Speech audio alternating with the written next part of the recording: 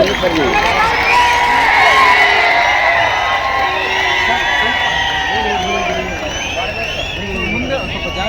ಸೇವೆ ದೇವರ ಸೇವೆ, ರೈತರ ಕೆಲಸ ಮಾಡುವಂತ ನಮ್ಮ ಪರವಾನಗಿ ಭೂಮಾಪಕರ ಸೇವೆ ಮಾಡುವಂತ ಜನ್ಮ ಕೊಟ್ಟ ನನ್ನ ತಂದೆ ತಾಯಿಗಳನ್ನು ನೆನೆಸುತ್ತಾ ಇವತ್ತು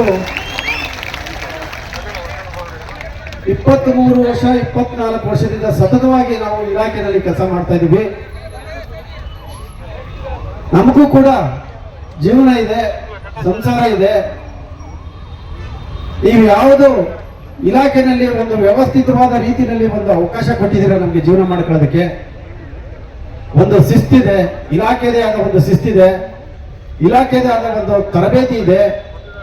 ಇಲಾಖೆ ಜೊತೆ ರೈತರ ಜೊತೆ ನಾವು ಹೆಂಗ್ ನಡ್ಕೊಬೇಕು ಅನ್ನೋದು ಒಂದು ಸಂಸ್ಕಾರ ಇದೆ.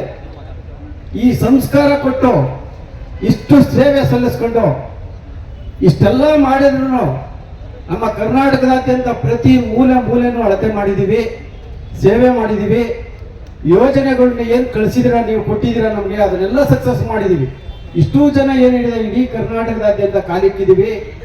ಅದಕ್ಕೆಲ್ಲದಕ್ಕೂ ನಾವು ಕೇಳ್ತಾ ಇರೋದೇನಂದ್ರೆ, ಏನು ನಮಗೆ ಅವತ್ತು ನೀವು ಸರ್ಕಾರಿ ಭೂಮಾಪಕರಾಗಿ ಏನು ಕೆಲಸ ತಗೊಂಡಿದ್ರಿ, ಇವತ್ತು ನಾವು ಯಾವ ಸ್ಥಿತಿಲಿ ಇರ್ತಾ ಇದ್ದೋ.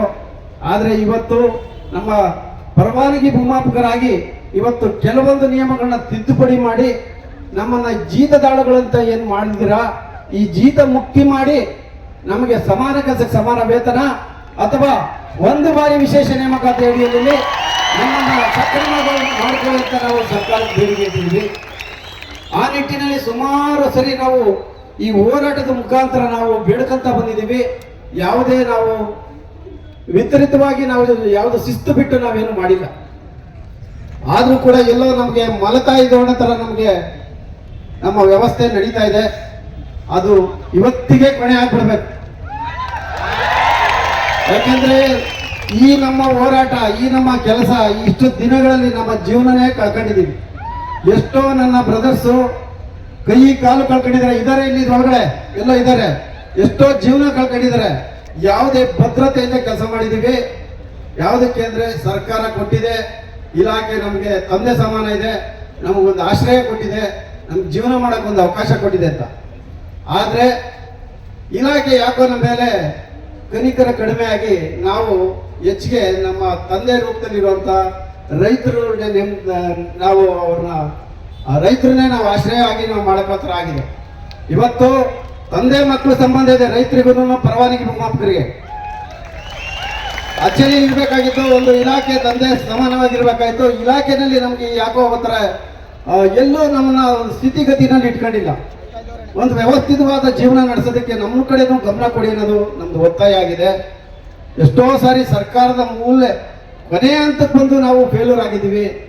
ಇವತ್ತು ನಾವು ಮಾನ್ಯ ಆಯುಕ್ತರಲ್ಲಿ ತಮಗೆ ಬೇಡ್ಕೊಳ್ಳೋದೇನಂತಂದ್ರೆ, ನೀವು ಕಣ್ಣಾರ ನೋಡ್ತಾ ಇದ್ದೀರಾ, ಇಷ್ಟು ಜನ ಇದ್ದೀವಿ, ಇಷ್ಟು ರೈತರಿದ್ದಾರೆ ನೋಡಿ. ಇವರು ನಮ್ಮ ಸ್ನೇಹಿತರು ಈ ದರ್ಖಾಸ್ತು ಅಳತೆ ಮಾಡಕ್ ಹೋಗಿ ಒಂದು ಕಟ್ಟು ತಗ್ಲಿ ಕಾಲು ಮುರಿದಾಗಿದೆ. ಅದು ಆಕ್ಚುಲಿ ಅವ್ರಿಗೆ ಫೆಬ್ರವರಿ ಕಾಲ್ ಹಾಕಿರೋದು. ಇವ್ರು ಕೂತ್ಕೊಳ್ಳಿ, ಶಿವಕುಮಾರ್ ಅಂತ ಇವ್ರು ನಮ್ಮ ಸ್ನೇಹಿತರು.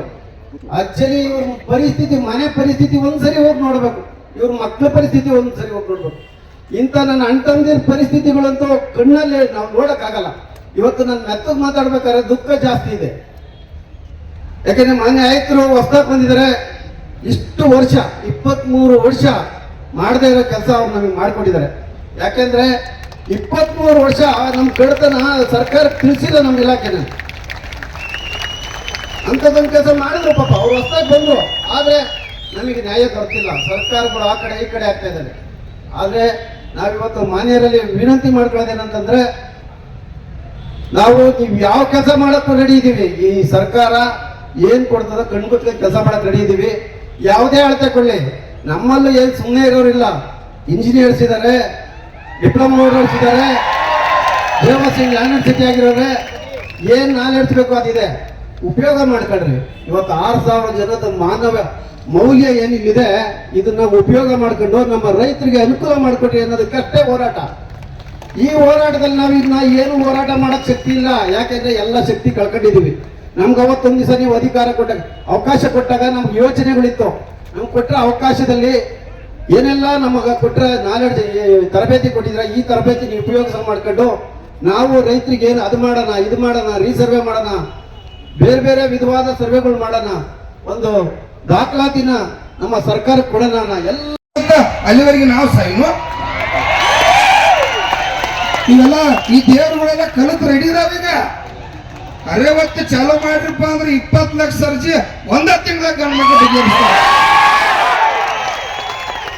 ಹರಿಸ್ತಿರಲ್ಪ ಮತ್ತ ಗಂಡು ಮಕ್ಕಳ 24 ತಾಸು ಕೆಲಸ ಮಾಡಿದ್ರು ಮಾಡ್ತೀರಿ ನೀವು ಅವರಲ್ಲ ಎರಡು ಕೈ ಎತ್ತಾರೆ ಇಂಥ ದೇವರುಗಳು ನಿಮ್ಮ ಕೈಯಾಗಿ ಸಿಕ್ಕ ಅವನು ಉಪಯೋಗ ತಗೋಲಿಲ್ಲ ಅಂದ್ರ ಎಂತ ದರಿದ್ರ ಸರ್ಕಾರಗಳ